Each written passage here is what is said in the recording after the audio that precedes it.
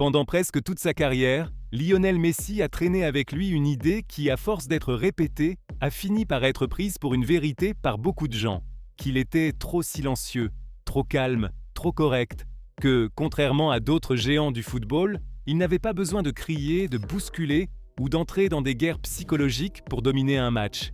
Messi, c'était le génie silencieux, celui qui détruisait sans faire de bruit, celui qui humiliait sans se salir, celui qui répondait avec le ballon, et rien d'autre. Et c'est justement pour cela que pendant des années, il y a eu des adversaires qui ont commis la même erreur. Ils ont confondu son calme avec de la faiblesse. Ils ont confondu son silence avec de la passivité. Ils ont confondu son visage serein avec un manque de feu intérieur. Ils ont cru qu'ils pouvaient le provoquer. Ils ont cru qu'ils pouvaient le sortir du match. Ils ont cru qu'ils pouvaient blesser sa fierté sans en payer le prix. Et puis cette nuit-là, face aux Pays-Bas, est arrivée. Une nuit qui n'était pas simplement un quart de finale. Ce n'était pas seulement un duel de Coupe du Monde. Ce n'était pas seulement une bataille pour entrer dans le dernier carré mondial. C'était bien plus que cela. C'était la scène parfaite pour que le monde découvre quelque chose qui était déjà là, caché à la vue de tous.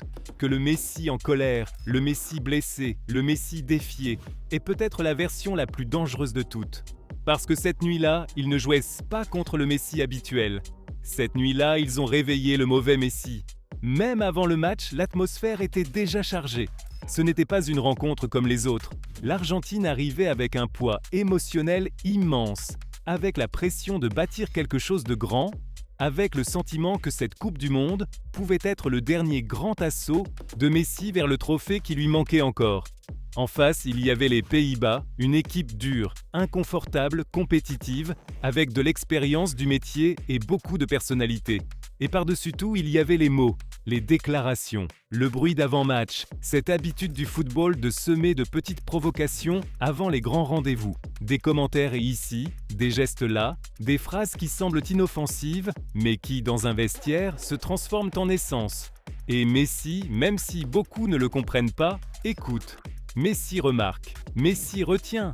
Messi n'a pas besoin de répondre immédiatement. Il n'a pas besoin d'en faire un spectacle. Mais il garde tout. Il garde toujours tout. Le match a commencé avec la tension naturelle de l'une de ces nuits qui pèsent des tonnes. Chaque ballon disputé donnait l'impression d'être le dernier. Chaque faute allumait quelque chose. Chaque protestation ajoutait encore plus d'électricité à l'atmosphère. L'Argentine jouait avec la pression d'un rêve. Les Pays-Bas avec la confiance d'une équipe qui croyait pouvoir briser ce rêve. Et au milieu de tout cela, il y avait Messi, se déplaçant comme toujours, avec cet étrange mélange de calme absolu et de menace permanente. Il marchait, observait, semblait tout mesurer avec sang-froid. Mais sous cette sérénité, autre chose était déjà en train de bouillir. Parce que les grands matchs ne se jouent pas seulement avec la tactique. Ils se jouent avec l'orgueil. Ils se jouent avec le caractère. Ils se jouent avec des blessures invisibles. Et cette nuit-là, chaque contact, chaque mot, chaque geste de l'adversaire rapprochait Messi d'un endroit où on le voyait presque jamais aller. Quand l'Argentine a frappé la première, avec cette passe décisive géniale de Messi pour ouvrir la défense néerlandaise, le match a semblé se stabiliser. Là, le Messi habituel est réapparu, le chirurgien. Celui qui voit une passe que personne d'autre ne voit. Celui qui comprend le chaos mieux que quiconque. Pendant que les autres courent, lui interprète. Pendant que les autres se précipitent, lui décide. Et quand il a marqué le deuxième but sur penalty, on avait l'impression que l'Argentine contrôlait totalement la situation. On avait l'impression que l'histoire allait exactement là où Messi voulait qu'elle aille.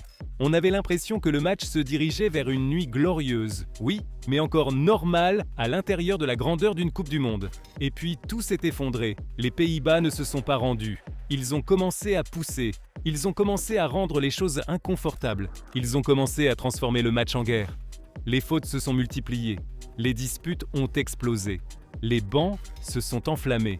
L'arbitre a perdu le contrôle. Et dans ce genre de scénario, le football cesse d'être seulement du football. Il devient une épreuve de maîtrise de soi, une bataille de nerfs, une provocation constante, une question brutale. Qui peut tenir le plus longtemps? Beaucoup ont pensé que ce genre de contexte pouvait sortir Messi du match, que la friction allait l'éteindre, que la violence émotionnelle du jeu allait le réduire. Parce que pendant des années, cette idée a existé, qu'il fallait frapper le numéro 10, le provoquer, l'user, le piéger, le mettre en colère. comme si la rage était un poison pour lui. Mais cette nuit-là a montré clairement que non. Pour Messi, la rage peut aussi être du carburant. Et c'est cela qui était véritablement terrifiant, parce que nous n'avons pas vu un Messi hors de contrôle. Nous avons vu quelque chose de pire pour l'adversaire. Nous avons vu un Messi en feu sur le plan émotionnel, mais avec tout son talent intact. Nous avons vu un leader qui ne voulait pas seulement se qualifier, mais aussi répondre, punir, envoyer un message, défendre les siens, défendre son maillot, défendre son moment, défendre son héritage. À chaque fois que la tension montait, il ne se cachait pas. Au contraire, il s'impliquait encore davantage dans le match, pas moins. Il a commencé à jouer avec la fureur de quelqu'un qui comprend qu'il ne s'agit plus seulement de passer ce tour. Il s'agit de montrer qui commande ici. Il s'agit de faire comprendre que le maillot de l'Argentine ne se touche pas gratuitement. Il s'agit du fait que, si tu vas essayer de l'humilier, tu ferais mieux d'être prêt à soutenir son regard. Et pourtant, le football a cette cruauté merveilleuse de ne jamais laisser les histoires immobiles. L'Argentine menait 2-0 et semblait tout avoir sous contrôle, mais les Pays-Bas sont revenus. Ils ont réduit l'écart, puis ils ont égalisé d'une manière incroyable dans le tout dernier souffle. Et soudain, tout a changé. Ce qui ressemblait à une victoire solide s'est transformé en cauchemar. Le stade est passé de l'espoir à l'horreur. Le match est parti en prolongation avec le cœur argentin serré dans la gorge. Et c'est là qu'un autre détail fondamental de cette nuit est apparu. Le vrai poids émotionnel de Messi. Parce que dans ce genre de match, quand l'adversaire égalise comme ça, quand tu as l'impression que le destin vient de te trahir, beaucoup s'effondrent, beaucoup paniquent, beaucoup se brisent. Mais Messi ne s'est pas brisé. Messi a continué. Messi est resté solide. Messi a poussé. Messi est devenu le thermomètre émotionnel de toute une sélection.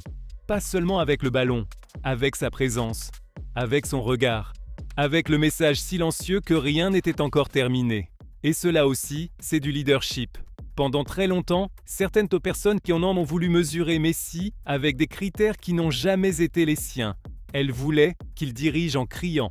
Elles voulaient qu'il fasse des discours de cinéma. Elles voulaient le voir agir comme d'autres capitaines historiques. Mais Messi dirige autrement. Messi dirige avec le poids de son aura, avec la certitude qu'il transmet, avec le sentiment que, tant qu'il reste debout, tout est possible. Et cette nuit-là, au milieu du chaos, il l'a encore prouvé. Puis est venue la séance de tir au but. Le moment où une Coupe du Monde peut se réduire à quelques secondes. L'endroit où l'histoire devient une pièce lancée en l'air. La scène où naissent les héros et les tragédies. Et là, une fois de plus, Messi ne s'est pas caché. Il s'est avancé, il a pris ses responsabilités, il a marqué, puis il a regardé, il a attendu, il a résisté, jusqu'à ce que le soulagement arrive, jusqu'à ce que l'Argentine gagne, jusqu'à ce que la folie éclate, jusqu'à ce que la souffrance se transforme en délivrance. Mais le match ne s'est pas terminé avec le coup de sifflet final. Non, cette nuit-là a laissé une image bien plus grande que le résultat. Elle a laissé Messi fixer le banc adverse. Elle a laissé Messi porter toute la tension accumulée. Elle a laissé Messi lâcher une phrase qui a fait le tour de la planète. Et soudain, l'homme que tant de gens décrivaient comme froid, timide ou détaché des batailles émotionnelles est devenu le visage de l'une des scènes les plus intenses de toute la Coupe du Monde. Et c'est à ce moment-là que le monde a compris ce que l'Argentine ressentait déjà depuis un certain temps. Que Messi ne jouait pas seulement avec son talent, il jouait avec la faim, avec la fierté, avec la blessure, avec la mémoire, avec un besoin féroce de conquérir la seule chose qui lui manquait encore. Ce n'était pas seulement un génie essayant de gagner des matchs, c'était une légende confrontée au temps, à la pression, au poids de l'histoire et à la dernière grande chance de finir sa carrière avec l'image qu'elle méritait. Et quand, sur ce chemin, quelqu'un a décidé d'ajouter de la provocation au feu, la seule chose qu'il a réussi, c'est de le rendre encore plus irrésistible. C'est pour cela que ce match contre les Pays-Bas a été bien plus qu'une qualification arrachée dans la douleur. Ce fut une révélation émotionnelle. Ce fut le jour où nous avons vu que Messi pouvait aussi dominer par la fureur, qu'il pouvait aussi se transformer en symbole de combat, qu'il pouvait aussi regarder l'adversaire avec cette expression qui dit sans mots « Maintenant, tu as touché exactement là où tu n'aurais pas dû ». Et peut-être que c'est cela qui a été le plus bouleversant de tout. Le fait que cela n'ait pas semblé artificiel. Cela n'a pas semblé forcé. Cela n'a pas ressemblé à un personnage essayant d'être autre chose. Cela a semblé authentique. Cela a semblé être une autre couche de Messi qui avait toujours existé, mais qui n'était remontée à la surface qu'en de très rares occasions, avec autant de clarté. La compétitivité sauvage, la fierté blessée, la rébellion de quelqu'un fatigué d'écouter, la rage de quelqu'un qui n'a plus l'intention de tolérer le moindre manque de respect de plus. Et quand cette facette apparaît chez un joueur normal, elle peut provoquer des erreurs. Mais quand elle apparaît chez le meilleur joueur de son époque, elle peut produire une nuit historique. C'est là qu'a résidé la tragédie des Pays-Bas. Ils ont cru que le chaos pouvait affaiblir l'Argentine. Ils ont cru que le choc émotionnel allait les favoriser. Ils ont cru qu'ils pouvaient entraîner l'Argentine sur un champ de bataille sauvage et s'en sortir en meilleure position. Mais quand on fait cela face à un groupe qui a déjà le sentiment d'être en mission, avec un capitaine qui joue pour quelque chose de plus grand qu'un simple match, on court le risque d'activer une autre forme d'énergie. Et c'est exactement ce qui s'est passé. Ils ont activé le Messi qui ne veut pas seulement gagner. Ils ont activé le Messi qui veut répondre. Ils ont activé le Messi qui veut laisser une trace. Ils ont activé le Messi qui, quand il sent que le monde se retourne contre lui, devient plus argentin, plus leader et plus immense que jamais. C'est pour cela que ce match s'est gravé dans la mémoire d'une manière si particulière. Pas seulement à cause du drame, pas seulement à cause des pénaltys, pas seulement à cause de la qualification. Il est resté dans les mémoires parce qu'il a brisé un vieux mensonge. Le mensonge selon lequel la sérénité de Messi était synonyme de fragilité. Le mensonge selon lequel le provoquer était une bonne idée. Le mensonge selon lequel sa grandeur dépendait uniquement de la beauté de son football. Non, Messi sait aussi se battre. Il sait aussi résister. Il sait aussi regarder le chaos en face sans baisser la tête. Et quand il le décide, il sait aussi transformer la colère en une forme de leadership. Parfois, le football a besoin de nuits comme celle-là pour te montrer la véritable dimension d'une légende. Pas les nuits confortables, pas les victoires si propres, pas les matchs où tout se passe parfaitement. Mais ces autres nuits, les sales, les nerveuses, les douloureuses, les émotionnellement insupportables, les nuits où bien jouer ne suffit pas, les nuits où il faut avoir une âme, les nuits où il faut encaisser le coup, se relever et le rendre. Et Messi, cette nuit-là, avait de l'âme à revendre. C'est peut-être pour cela que tant de gens s'en souviennent comme de l'une des performances les plus puissantes de toute sa carrière avec l'Argentine, au-delà même des buts, de la passe décisive ou des pénaltys.